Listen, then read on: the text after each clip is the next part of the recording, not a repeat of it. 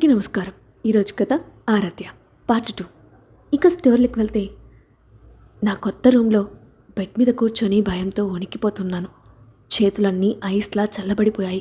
గుండె ఏమో కంట్రోల్ లేకుండా కొట్టుకుంటోంది. అసలు మళ్ళీ లైఫ్లో కోలుకోలేనంతగా మా ఫ్యామిలీని రోడ్డున పడేస్తానని తను వార్నింగ్ ఇచ్చిన తీరు గుర్తొస్తూ ఉంటేనే నా కడుపులో దేవినట్టవుతోంది. సర్వస్వం కోల్పోతానేమోనన్న భయం నన్ను ఊపిరి ఆడనివ్వడం లేదు.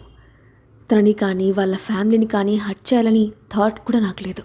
కానీ లైఫ్ నా కోసం ఇంత క్రూరమైన ప్లాన్ చేస్తుందని నేను అనుకోలేదు. ఇప్పుడేమో ఈ సిచ్యువేషన్ అనే తుఫాన్లో దారుణంగా ఇరుక్కుపోయాను. నా పొజిషన్ ఏంటో కనీసం ఒక చిన్న ఎక్స్ప్లెనేషన్ ఇచ్చుకుందామన్నా నాకున్న ఇంట్రోవర్ట్ క్యారెక్టర్, నా బిడియం నన్ను అడ్డుకుంటున్నాయి. ఎగ్జాక్ట్గా ఎప్పుడు మాట్లాడాలో, ఏ మాటలు చెప్పాలో ఆ టైంకే నా నోట ఒక్క ముక్క కూడా రాదు. సడన్గా డోర్ దబాల్న తెరుచుకుంది. తను కోపంతో లోపలికి దూసుకొచ్చాడు. తన్ని చూడగానే నా శ్వాస ఒక్క క్షణం ఆగిపోయినంత పనైంది. క్రోధంతో ఎర్రబడిన తన కళ్ళు నన్ను నిలువునా దహించేస్తున్నట్టున్నాయి. మెస్సీగా ఉన్న హెయిర్ స్టైల్ తన లుక్ని ఇంకాస్త ఇంటిమిడేట్గా, భయంకరంగా మార్చేసింది. కోపంతో హెవీగా అడుగులు వేస్తూ తను నా వైపు నడిచొచ్చాడు. కంపించిపోతున్న కాళ్ళతోనే నేను బెడ్ మీద నుండి క్విక్గా పైకి లేచాను. నేను అసలు ఏదైనా చెప్పేలోపే తను నా 2 చేతుల్ని గట్టిగా పట్టుకున్నాడు. ఆ గ్రిప్ ఎంత స్ట్రాంగ్గా ఉందంటే నా నరాల్లోకి ఒక పదునైన నొప్పి పాకిపోయింది.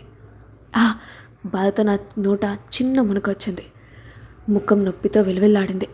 కానీ తనకి నా పెయిన్ అస్సలు పట్టలేదు.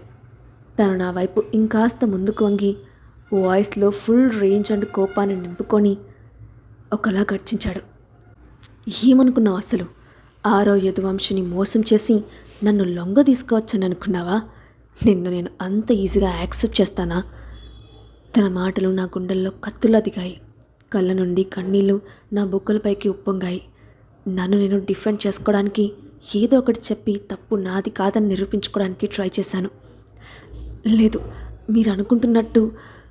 కానీ నా సెంటెన్స్ కంప్లీట్ అవ్వకముందే తను నా మాటను మధ్యలోనే కట్ చేసేశాడు. Just shut up.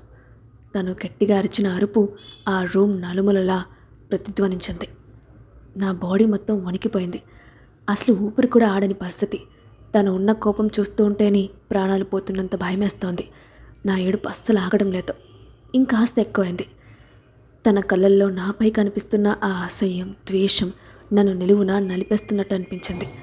తను ఒకలాంటి వెటకారపు నవ్వు నవ్వుతూ చాలా లో టోన్లో భయపెట్టే గొంతుతో అన్నాడు, ఇదంతా నీ ప్లానే అని నాకు బాగా తెలుసు. సో ఈ మ్యారేజ్ లైఫ్ నుండి నా దగ్గర ఏది ఎక్స్పెక్ట్ చేయకు. నీకు డివోర్స్ ఇస్తాను, కానీ నీ లైఫ్ని ఒక నరకంలా మార్చేసి నిన్ను దారుణంగా టార్చర్ చేసిన తర్వాతే ఆ పని చేస్తాను.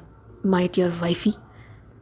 ఆ మాటలు చెప్పి తను నా చేతుల్ని ఎంత రఫ్గా వదిలేశాడంటే నేను బ్యాలెన్స్ తప్పి వెనక్కి బెడ్పై పడిపోయాను. కనీసం నన్ను ఇంకోసారి తిరిగి కూడా చూడకుండా డోర్ని గట్టిగా బాదుకుంటూ రూమ్ నుండి బయటికి వెళ్ళిపోయాడు ఆరవ్. ఒక్క క్షణం పాటు నేను అలాగే ఫ్రీజ్ అయిపోయాను. అసలు ఏం జరిగిందో ఆ మైండ్కి ఎక్కించుకోవడానికి ట్రై చేస్తున్నాను. తను అంత గట్టిగా పట్టుకున్న నా చేతులు ఇంకా నొప్పుతూనే ఉన్నాయి. నా బాడీ మొత్తం ఒకలాంటి నిరాశతో, డిప్రెషన్తో భారంగా మారిపోయింది. ఆ షాక్ నుండి కొంచెం తేరుకోగానే ఆగిన కన్నీళ్లు మళ్ళీ వరదలా కొట్టుకొచ్చాయి. నా మోకాలని చెస్కి గట్టిగా హక్ చేసుకొని సైలెంట్గా ఏడవసాగాను. నా మైండ్లో తను అన్న మాటలే మళ్ళీ మళ్ళీ ప్రతిధ్వనిస్తున్నాయి. అసలు నేనేం పాపం చేశానని నాకు ఈ శిక్ష? నాలో నేనే లోపల అనుకుంటూ ఉన్నాను. నా లైఫ్ చాలా సింపుల్గా, పీస్ఫుల్గా ఉండాలని కోరుకున్నాను. కానీ ఇప్పుడేమో కళ్ళు తెరిచినా వీడిపోని ఒక భయంకరమైన నైట్మేర్లో దారుణంగా ఇరుక్కుపోయాను. ఆరవ్. రాత్రంతా నేను నా రూమ్లోకి వెళ్ళలేదు. ఆఫీస్ క్యాబిన్లోనే ఉండిపోయాను. నాలో రగులుతున్న ఆ కోపపు సెగలు అస్సలు చల్లారడం లేదు. నాకు, నా ఫ్యామిలీకి తను చేసిన దానికి నెక్స్ట్ లెవెల్లో టార్చర్ చూపించకపోతే నా పేరు ఆరవ్ యదువంశినే కాదు. జనం ఎవడైనా నా కళ్ళల్లోకి చూడ్డానికి వణికిపోతారు. అలాంటిది నన్నే మోసం చేయడానికి ఎంత ధైర్యం తనకి? ఒక్క సింగిల్ మూవ్తో తన ఎగ్జిస్టెన్స్ని నామరూపాలు లేకుండా తుడిచేయగలను. అది ఎవరికీ తెలియదు కూడా. కానీ అలా చేస్తే తనకి చాలా ఈజీగా అయిపోతుంది. నో, తను ఆ పెయిన్ని రోజు రోజుకు స్లోగా అనుభవించాలి. నాలో ఇప్పటి వరకు ఎవరు చూడని ఒక వైల్డ్ సైడ్ని తను చూస్తుంది. అసలు ఈ మ్యారేజ్కి ఒప్పుకొని ఎంత పెద్ద తప్పు చేశానా అని తను రోజుట ఏడ్చేలా చేస్తాను. ఉదయాన్నే సూర్యుడి ఫస్ట్ రేస్ స్కైలోకి ఎంటర్ అవుతున్న టైంకి ఫైనల్గా రూమ్కి వెళ్ళాలని డిసైడ్ అయ్యాను. లోపలికి అడుగు పెట్టగానే నా చూపులు తన మీద పడ్డాయి. తను బెడ్ మీద అలాగే కూర్చొని ఉంది. తల పక్కకి వాలిపోయి ఉంది. నిన్న నైట్ ఉన్న పెళ్లి బట్టల్లోనే ఇంకా ఉంది. ఫేస్ మీద డ్రై అయిపోయిన కన్నీటి మార్కులు కనిపిస్తున్నాయి. చూస్తూనే అర్థమవుతోంది రాత్రంతా ఏడ్చి ఏడ్చి అలాగే నిద్రపోయిందని. ఒక్క క్షణం తనని అలాగే చూస్తూ ఉండిపోయాను. ఎందుకో నా చెస్ట్లో ఒక చిన్న పెయిన్, ఒకలాంటి గిల్టీ ఫీలింగ్ వచ్చినట్టు అనిపించింది. కానీ వెంటనే ఆ థాట్ని మైండ్లో నుంచి వదిలిచేశాను. తల విదిల్చుకుంటూ బాత్రూమ్ వైపు నడిచాను. తను పక్కా నిద్ర లేవాలనే ఇంటెన్షన్తోనే డోర్ని గట్టిగా బాదుకుంటూ క్లోజ్ చేశాను. బయట నుండి తను సడన్గా షాక్ అయ్యి అరిచిన చిన్న అరుపు వినిపించింది. నా పెదవులపై ఒక చిన్న స్మైల్, ఒక క్రూరమైన నవ్వు మెరిసింది. ఈ భయానికి తను అలవాటు పడాల్సిందే. ఫ్రెష్ అప్ అయి నా 3 పీస్ సూట్ వేసుకొని బాత్రూమ్ నుండి బయటకు వచ్చాను. తను ఇప్పుడు బెడ్ పక్కన నిలబడి ఉంది. కళ్ళు కనీసం పైకెత్తి చూడటానికి కూడా భయపడుతూ నేలకేసి చూస్తోంది. తనని కాస్త టీస్ చేయకుండా ఉండలేకపోయాను. బ్యాడ్ మార్నింగ్ వైఫీ, ఈ భూమి మీద నీకు నరకం చూపించే నా ఫస్ట్ డేకి రెడీగా ఉండు అంటూ నా స్టైల్లో ఒక వెటకారపు నవ్వు నవ్వాను. నా మాటలకి తను కొంచెం వణికింది. తలపైకెత్తి నా వైపు చూసింది. కళ్ళల్లో ఇంకా కన్నీళ్ళు సుడులు తిరుగుతూనే ఉన్నాయి. ఆ మూమెంట్లో నా గుండెల్లో ఏదో వింతైన ఫీలింగ్. ఆ కన్నీళ్ళు చూస్తూ ఉంటే ఎందుకో నాకే అన్ఈజీగా అనిపించింది. నా లైఫ్లోని ఆ వెటకారపు నవ్వు ఒక్క సెకండ్ అలా ఫేడ్ అయిపోయింది. కానీ వెంటనే నా చూపు పక్కకి తిప్పేసుకున్నాను. నాలో కలుగుతున్న ఆ అనవసరమైన ఎమోషన్ని ఫోర్స్గా ఇగ్నోర్ చేస్తూ అక్కడి నుండి తప్పుకున్నాను. మరో మాట కూడా మాట్లాడకుండా నేను రూమ్లో నుంచి బయటకు నడిచాను. కారిడార్లో నా అడుగుల శబ్దం ప్రతిధ్వనిస్తోంది. మెట్లు దిగుతున్న కొద్దీ నా థాట్స్ అన్నీ ఒకదానికొకటి లింక్ అయ్యి స్పైరల్లా మారుతున్నాయి. అసలు ఏంటిది? తన కళ్ళల్లో కన్నీళ్ళు చూస్తే నాకెందుకు ఏదోలా అనిపిస్తోంది. నాలో పెరుగుతున్న ఈ అనీజినెస్ని అణగదొక్కాలన్నట్టు నా అరచేతులను గట్టిగా బిగించాను. స్టాప్ దిస్ అరవ్, నాలో నేనే లోపల కొనుక్కున్నాను. ఆ ఆలోచనలు మైండ్లో నుంచి పక్కకు నెట్టారన్నట్టు తల వదిల్చాను. ఇలాంటి వీక్నెస్లకి నా దగ్గర టైం లేదు. తను చేసిన తప్పుకి తను అనుభవించాల్సింది. ఆ పని నేను చేసి తీరుతాను. ఆరాధ్య. డే స్టార్ట్ అవ్వడానికి ఇంతకంటే ఫ్యాంటాస్టిక్ వే ఇంకోటి ఉండదు. Not the sarcasm. రాత్రంతా ఏడుస్తూ నా విధి నా కోసం ఇంకా ఎలాంటి ప్లాన్స్ వేసిందో అని ఆలోచిస్తూనే గడిపేశాను. బుర్రంతా విపరీతంగా భారంగా ఉంది. గుండె ఏమో అంతకంటే ఎక్కువ బరువెక్కిపోయింది. జలాగల ఓపిక తెచ్చుకొని బాత్రూమ్ వైపు అడుగులు వేశాను. కానీ అది నా బాత్రూమ్ కాదు, తనది. అదొక పెద్ద షోరూమ్ లాంటి వాకిన్ క్లోసెట్తో చాలా గ్రాండ్గా ఉంది. చుట్టూ చూశాక కానీ స్ట్రైక్ అవ్వలేదు. నా దగ్గర వేసుకోవడానికి కనీసం మార్చుకునే బట్టలు కూడా లేవని. నేను ఇంకాస్త ప్యానిక్ అయ్యేలోపే బాత్రూమ్ డోర్ మీద ఎవరో నాక్ చేసిన శబ్దం కొంచెం హెసిటేట్ చేస్తూనే తలుపు తీశాను. ఎదురుగా సియా ఆంటీ, తన మదర్, ఫేస్ మీద ఒక వార్మ్ స్మైల్తో నిలబడి ఉన్నారు. Good morning dear. సారీ అమ్మా, నిన్న నైట్ నీకు బట్టలు ఇవ్వడం పూర్తిగా మర్చిపోయాను అంటూ నా చేతికి ఒక బ్యాగ్ అందించారు. ఆమె వాయిస్లోని ఆ కైండ్నెస్ నా మనసుని కొంచెం ప్రశాంతంగా మార్చింది. నేను కూడా పొలైట్గా స్మైల్ ఇచ్చాను. ఇట్స్ ఓకే ఆంటీ, చాలా సాఫ్ట్గా అన్నాను. తను నిజంగా చాలా మంచి ఆవిడ. కానీ నా మాట వినగానే ఆమె ఎక్స్ప్రెషన్ సడన్గా ఒక ఫన్నీ కోపంలోకి మారిపోయింది. ఏంటిది అన్నట్టు ఫేస్ పెట్టి తను నిజంగానే హట్ అయినట్టు యాక్ట్ చేశారు. నేనేమన్నా తప్పు మాట్లాడానా? సారీ, ఏమైంది? కొంచెం కన్ఫ్యూజ్ అవుతూ అడిగాను. ఆమె నవ్వి నా తలని ఎంతో ప్రేమగా నిమిరారు. నన్ను ఆంటీ అనకు, మామ్ లేదా మమ్మీ అని పిలువు. ఎందుకంటే ఇప్పటి నుండి నువ్వు నా కూతురివి, అర్థమైందా? ఆమె అంత లవ్తో చెప్పేసరికి నా కళ్ళల్లో మళ్ళీ కన్నీళ్ళు తిరిగాయి. మనసంతా ఒకలాంటి సంతోషంతో నిండిపోయింది. ఇంత జరిగినా మా ఫ్యామిలీ, నేను వాళ్ళకి ఇంత ద్రోహం చేసినా కూడా ఆమె నన్ను యాక్సెప్ట్ చేస్తున్నారు. నాకైతే ఆమె ఒక ఏంజిల్లాగా అనిపించారు. అదే ఆమె కొడుకేమో పక్క కింగ్ ఆఫ్ డెవిల్స్. సిచ్యువేషన్ని కాస్త లైట్ చేయాలన్నట్టు ఒక చిన్న స్మైల్తో అన్నాను. Okay mummy. ఆమె మెల్లగా నవ్వుతూ తల ఊపారు. ఎలాంటి సిచ్యువేషన్స్ వల్ల మీ మ్యారేజ్ జరిగిందో నాకు తెలుసమ్మా. కానీ ఈ రిలేషన్షిప్కి నువ్వు నీ బెస్ట్ ఇవ్వాలని నేను కోరుకుంటున్నాను. జరిగిందేదో జరిగిపోయింది, దాన్ని మనం మార్చలేము.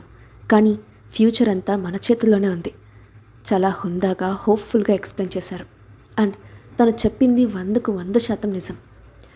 నేను నా బెస్ట్ ఇస్తాను మమ్మీ, ప్రామిస్. నా గొంతులో ఈసారి కొంచెం డిటర్మినేషన్ కనిపిస్తూనే ఎంతో సిన్సియర్గా చెప్పాను. తను నా తల నిమిరి చిన్నగా నవ్వుతూ, స్టార్టింగ్లో కొన్ని ప్రాబ్లమ్స్ వస్తాయి, కానీ మేమంతా నీకు తోడుగా ఉన్నాం. అయినా నా కొడుకు కొంచెం కోపిస్తునే, కానీ వాడిని మనం హ్యాండిల్ చేద్దాంలే. ఆమె అన్న మాటలకి మేమిద్దరం సైలెంట్గా నవ్వుకున్నాం. దాంతో నా చెస్ట్లో ఉన్న టెన్షన్ కొంచెం ఈజీ అయింది. ఇక నేను ఒంటరిని కాదనే ఒక చిన్న ఫీలింగ్ ఇచ్చారు ఆమె నాకు. త్వరగా రెడీ అయ్యి కిందికి వచ్చాయి, సరేనా అని చెప్పి ఆమె వెళ్ళారు. నేను కూడా ఒబీడియంట్గా తలాడించాను. ఆమె వెళ్ళిన తర్వాత తను ఇచ్చిన మెరూన్ కలర్ శారీ కట్టుకున్నాను. అది కూడా చాలా సింపుల్గా ఎలిగెంట్గా ఉంది. మినిమల్ మేకప్ వేసుకొని ఒక లాంగ్ బ్రెత్ తీసుకున్నాను. కింద ఉన్న వాళ్ళందరినీ ఫేస్ చేయడానికి కావాల్సినంత ధైర్యాన్ని కూట కట్టుకోవడానికి ట్రై చేస్తూ, ఏం జరిగినా సరే నేను ఫేస్ చేస్తాను, నాలో నేనే లోపల అనుకుంటూ రూమ్ నుండి బయటకు అడుగుపెట్టాను. నా కోసం కింద ఎలాంటి సిచ్యువేషన్ వెయిట్ చేస్తోందో అని ఊహిస్తూనే నడిచాను. నేను మెట్ల దిగి కిందకి రాగానే లివింగ్ రూమ్లో ఫ్యామిలీ మెంబర్స్ అంతా కూర్చొని కనిపించారు. నేను ఒక చిన్న స్మైల్తో వాళ్ళందరికీ విష్ చేసి ఇంట్లోని పెద్దవాళ్ళందరికీ కాళ్ళకు దండం పెట్టడం స్టార్ట్ చేశాను. అలా నడుచుకుంటూ అత్తయ్య దగ్గరికి వచ్చి ఆమె కాళ్ళు మొక్కడానికి కిందకు వంగానో లేదో ఆమె చెప్పున తన కాళ్ళను వెనక్కి లాగేసుకుంది. నేను ఒక్కసారిగా ఆగిపోయి కన్ఫ్యూజ్ అవుతూ ఆమె వైపు చూశాను. ఆమె మాత్రం నా వైపు చాలా కోపంగా అసహించుకుంటున్నట్లు చూస్తూ ఉంది. నిన్న అంత రచ్చ జరిగాక ఇప్పుడొచ్చి మంచి కోడలుగా అనిపించుకోవడానికి ట్రై చేస్తున్నావా అని అంది. ఆమె అన్న మాటలు నా గుండెల్లో బలంగా గుచ్చుకున్నాయి. ఏం మాట్లాడాలో అర్థం కాక కళ్ళు దించేసుకొని అలాగే నిలబడిపోయాను. అది చూసి తన ఫాదర్ అభయ్ మామయ్య చాలా సీరియస్గా గొంతు పెంచారు. గీతాంజలి, ఇదే నా మాట్లాడే పద్ధతి? కానీ ఆమె అస్సలు తగ్గేలేదు. అన్నయ్య, నేను చెప్పింది నిజమే కదా, ఇక్కడ అందరికీ తెలిసిందేగా అంటూ ఇంకాస్త కోపంగా నా వైపు చూస్తూ ఎదురు తిరిగింది. సిచ్యువేషన్ ఇంకాస్త సీరియస్ అవుతుందని గమనించి తన చిన్నత్తయ్య మిథాలి ఆంటీ వెంటనే సీన్ మార్చడానికి మధ్యలోకి వచ్చింది. ఓకే కూల్, ఈరోజు మన ఆరాధ్యకి పెళ్లి కూతురు వంట వేడుక కదా అంటూ చాలా చీర్ఫుల్గా ఉంది. నా వైపు తిరిగి ఎంతో స్వీట్గా అడిగింది. బచ్చా చెప్పు, నీకేమేం వండడం వచ్చు? నేను ఒక చిన్న స్మైల్ ఇచ్చి చాలా సాఫ్ట్గా అన్నాను, నాకు అన్నీ వండడం వచ్చు. ఆ మాట వినగానే అందరూ ఒకరి ముఖాలొకరు సర్ప్రైజింగ్గా చూసుకున్నారు. తన తమ్ముడు దర్శ్ ఫుల్గా నవ్వేస్తూ టీస్ చేయడం స్టార్ట్ చేశాడు. ఓహో, అంటే మన వదిన గారు మాస్టర్ చెఫ్ అన్నమాట. ఆ వదిన అనే మాట వినగానే నాకుండా ఒక్క క్షణం ఆగినంత పనైంది. ఏదో తెలియని తీయటి అనుభూతి సీతకొక చిలుకలు ఎగిరినట్టు అనిపించింది. వెంటనే సిగ్గుతో చూపు పక్కకి తిప్పేసుకున్నాను. తన మదర్ నవ్వి, పద ఆరాధ్య, కిచెన్లోకి వెళ్దాం అంటూ నన్ను ప్రేమగా కిచెన్ వైపు తీసుకెళ్లారు. వెనకాలే చిన్నత్తయ్య కూడా వచ్చింది. కిచెన్లోకి అడుగు పెడుతున్నప్పుడు నా గురించి ఇక్కడ ఒక్కొక్కరు ఒక్కోలా రియాక్ట్ అవుతున్న తీరు గురించి నా మైండ్ ఆలోచిస్తోంది. పెద్దత్తయ్య అన్న కఠినమైన మాటలు ఇంకా గుచ్చుకుంటూనే ఉన్నా మిగతా వాళ్ళు చూపిస్తున్న లవ్ ఆ పెయిన్ని కొంచెం తగ్గిస్తోంది. నేను ఒక లాంగ్ బ్రీత్ తీసుకొని నా ఫస్ట్ వంట వేడుక కోసం నన్ను నేను ప్రిపేర్ చేసుకున్నాను. అమ్మా, కేవలం ఏదైనా స్వీట్ చేయి, ఫుల్ మీల్స్ వండాల్సిన అవసరం లేదు. మమ్మీ అనేసరికి నేను ఒబీడియంట్గా తలాడించాను. వాళ్ళు నాకు స్పేస్ ఇవ్వడానికి కిచెన్ నుండి బయటకు వెళ్ళడంతో నేను నా పూర్తి కాన్సన్ట్రేషన్ పెట్టి హల్వా ప్రిపేర్ చేయడం స్టార్ట్ చేశాను. వంట దాదాపు అయిపోవచ్చిందనగా సడన్గా నా వెనక ఎవరో నిలబడిన ఫీలింగ్. వెనక్కి తిరిగి చూస్తే తను అక్కడ నిలబడి ఉన్నాడు. హాయ్ వైఫీ అంటూ ఫేస్ మీద ఒక అన్నెసరీ పెద్ద స్మైల్తో విష్ చేశాడు. తను అంత క్లోజ్గా వచ్చేసరికి నాకు తెలియకుండానే అనీజీగా అనిపించి చూపులు కిందకు దించేశాను. తను చాలా సాఫ్ట్గా నా చేతిని తన చేతిలోకి తీసుకున్నాడు. తన టచ్కి నా ఒంట్లో ఒక చిన్న వణుకు పుట్టింది. లైఫ్లో ఒక అబ్బాయి నా చేతిని పట్టుకోవడం ఇదే ఫస్ట్ టైం. కానీ చిత్రంగా నాకేం ఇబ్బందిగా అనిపించలేదు. పైగా మాటల్లో చెప్పలేని ఒక వింతైన ప్రశాంతత నన్ను ఆవహించింది. నేను ఆ ఆలోచనలోనే మునిగిపోయి ఉండగా సడన్గా ఒక పదునైన కాల్ చేస్తున్నంత పెయిన్ నా చేతికి తగిలి ఒక్కసారిగా షాక్ అయ్యాను. నొప్పితో నా మాట ఒక్క చిన్న కేక వచ్చింది. చూస్తే తన నా చేతిని ఆన్ చేసి ఉన్న స్టవ్కి డేంజరస్గా క్లోజ్గా పెట్టాడు. ప్లీజ్ నన్ను వదిలేయండి. నా చేతిని వెనక్కి లాక్కోవడానికి ట్రై చేస్తూ ఒకే శ్వాసలో బతిమలాడడం స్టార్ట్ చేశాను. ఎందుకు వైఫీ, నీకు నచ్చలేదా? తను ఒక క్రూరమైన స్మైల్తో వాయిస్లో ఫుల్ వెటకారాన్ని నింపుకొని అడిగాడు. కళ్ళల్లో కన్నీరు సుడులు తిరుగుతూ ఉండగా నేను తన వైపు చూశాను. తను ఇంత హార్ట్లెస్గా ఉంటాడని నేను అస్సలు ఊహించలేదు. నా చూపులు తన చూపుల్ని డిటెక్ట్ చేసిన ఆ మూమెంట్లో తన కళ్ళల్లో ఏదో ఒక ఎమోషన్ మెరిసింది. కానీ అదేంటో నాకు అర్థం కాలేదు. స్లోగా తను నా చేతిని వదిలేశాడు. కాలిపోయిన నా చేతిని ఇంకో చేత్తో పట్టుకొని నొప్పి బయటకు తెలియకుండా పెదవులను గట్టిగా కొరుక్కున్నాను. నా వాయిస్ వణుకుతుండగా తన కళ్ళల్లోకి చూస్తూ అన్నాను, మిమ్మల్ని, మీ ఫ్యామిలీని హర్ట్ చేసినందుకు ఐఎమ్ రియల్లీ సారీ. నేను మీకు ద్రోహం చేశానని నాకు తెలుసు. నేను అనుభవించాల్సిన దానికి ఈ చిన్న పనిష్మెంట్ ఏమాత్రం సరిపోదు అని అన్నాను. విరిగిపోతున్న నా గొంతుతో ఆ ముక్కలు మాటలు వినగానే తన ఫేస్ ఎక్స్ప్రెషన్ కొంచెం మారడం గమనించాను. తన కళ్ళల్లో ఒక చిన్న ఫీలింగ్ వచ్చి వెళ్ళింది. అది పశ్చాత్తాపమా లేక గిల్టీయా నాకు అర్థం కాలేదు. తను సడన్గా వెనక్కి తిరిగి మా మధ్య ఒక కోల్డ్ డిస్టెన్స్ని క్రియేట్ చేస్తూ రూమ్ నుండి వెళ్ళిపోయాడు. గొంతులో పూడుకుపోయిన బాధను మింగుకుంటూ కళ్ళ నుండి కన్నీళ్లు సైలెంట్గా కారుతున్నా సరే నేను మళ్ళీ హల్వా చేయడం కంప్లీట్ చేశాను. చేయి విపరీతంగా లాగుతున్నా నేను నా పనిని ఆపలేదు. నిజంగానే నేను ఇంతటి శిక్షకి అర్హురాల్లా? నాలో నేనే అలిగిపోతూ క్వశ్చన్ చేసుకున్నాను. ఫైనల్గా హల్వాని ఒక బౌల్లోకి తీశాను. కరెక్ట్గా అదే టైంకి చిన్నత్తయ్య కిచెన్లోకి వచ్చింది. హల్వా రెడీ అయిపోయింది అంటూ హ్యాపీగా అరుస్తూ ఆ బౌల్ని డైనింగ్ టేబుల్ మీద పెట్టింది. నేను కూడా ఆమె వెనకాలే వెళ్ళి రియా పక్కన సైలెంట్గా కూర్చున్నాను. వావ్ బాబీ, స్మెల్ అదిరిపోతోంది. అందరూ తినడం స్టార్ట్ చేయగానే రియా ఫుల్ ఎక్సైట్మెంట్తో అంది. ఇంట్లో ప్రతి ఒక్కరూ హల్వాని చాలా పొగిడారు. చిన్నత్తయ్య నవ్వి నా వంట నచ్చినందుకు గుర్తుగా ఒక చిన్న గాజుల బాక్స్ గిఫ్ట్గా ఇచ్చింది. రియా ఏమో ఒక జత ఇయర్ రింగ్స్ నా చేతిలో పెట్టి ఇవి నీకు బాగా సూట్ అవుతాయంది. నేను ఒక చిన్న ఫెయింట్ స్మైల్ ఇచ్చి థ్యాంక్స్ అని అడిగాను. కానీ నా మైండ్ మాత్రం ఎక్కడా ఉంది. బ్రేక్ఫాస్ట్ అయిపోయేంత వరకు నేను ఒక్క ముక్క కూడా మాట్లాడలేదు. కాలిపోయిన నా చేతిని చీర కొంగు చాటున దాచేసుకున్నాను. నాకు అసలు ఆకలి వేయలేదు. నా గుండెల్లో ఒకలాంటి మొద్దుబారిన పెయిన్ మాత్రమే ఉంది. నేను ఒక్క మాట కూడా మాట్లాడకపోవడాన్ని, నా ఇబ్బందిని ఇంట్లో వాళ్ళెవ్వరూ నోటీస్ చేసినట్లేరు.